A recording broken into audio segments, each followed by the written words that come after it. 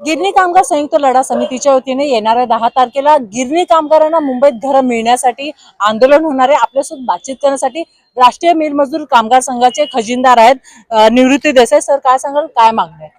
आमच्या मागण्या आहेत। गेली बरेच वर्ष आमच्या गिरणी कामगारांना घरापासून वंचित ठेवलेलं आहे।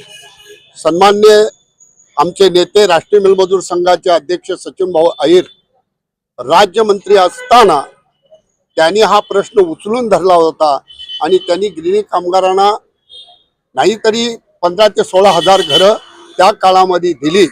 त्याच्यानंतर आम्ही अनेक मोर्चे या ठिकाणी आयोजित केले आणि त्याच्यानंतर त्यांनी देतो हेच आश्वासन दिलेलं आहे।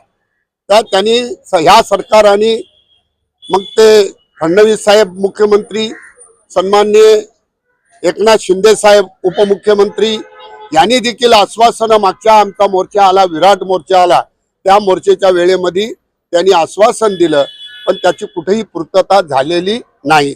तेही आम्ही लढा केल्यानंतर ते 17व कलम रद्द करण्यात आलं।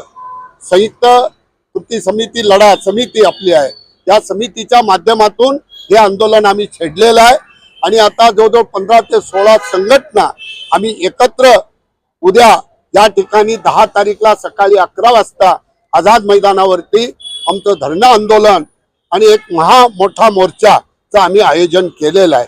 त्या ठिकाणी सर्व विरोधी पक्षाचे जे नेते आहेत त्यांना देखील आम्ही त्या आंदोलनामध्ये सहभागी करून घेतलेले आहेत आणि सत्ताधारी येऊन जरी आम्हाला आश्वासन दिलं तरी त्यांचं जाहीर स्वागत करू, कारण शेवटी हा श्रमिकांचा प्रश्न आहे।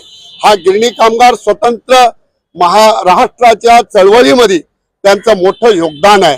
आज जवळपास त्या ठिकाणी 100 कामगारांचं बलिदान झालं, 101 कामगारांचं, त्याच्यामध्ये जवळजवळ 26 ते 23 कामगारांचं हे गिरणी कामगारांचं बलिदान झालेलं आहे। म्हणून ह्या देशाची आर्थिक राजधानी या गिरणी कामगारांनी वाचवलेली आहे। या देश आणि हा महाराष्ट्र आणि ही मुंबई ज्याला म्हणतो आपण आर्थिक राजधानी, ही गिरणी कामगाराच्या श्रमातून घडलेली आहे।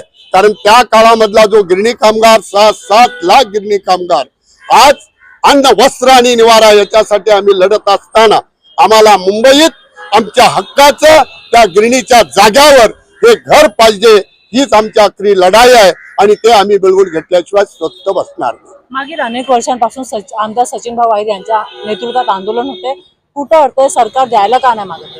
नाही, सरकाराचा आश्वासन आहे ना, तुम्ही शेलूला घ्या, वांगणीला घ्या, ही आश्वासन आमचे जनरल सेक्रेटरी गोविंदरावजी मोहिते साहेब, मग ते संयुक्त आमच्या या समितीमध्ये असतील, ते आमचे विजय कुलकर्णी असतील, आपले मोरे असतील, मग तो रमाकांत बने असेल, निंबाळकर असेल, अनेक सगळे आमच्या बरोबर जे 16 संघटनेचे लोक आहेत ते एकमुखी आता आम्ही अगदी आखरी लढाई या पद्धतीने आम्ही ग्रामीण भागात, मुंबई शहरात, जिथे जिथे महाराष्ट्रात गिरणी कामगारांचं वास्तव्य आहे त्या ठिकाणी आम्ही जाऊन संयुक्त सभा घेऊन आम्ही आंदोलन छेडण्याचा निर्णय पक्का घेतलेला आहे। यंदा मागण्या मान्य होतील असं वाटतंय? आम्हाला आत्मविश्वास आहे, शेवटचा गिरणी कामगाराला घर मिळत नाही तोपर्यंत आम्हाला लढा आम्ही थांबवणार नाही।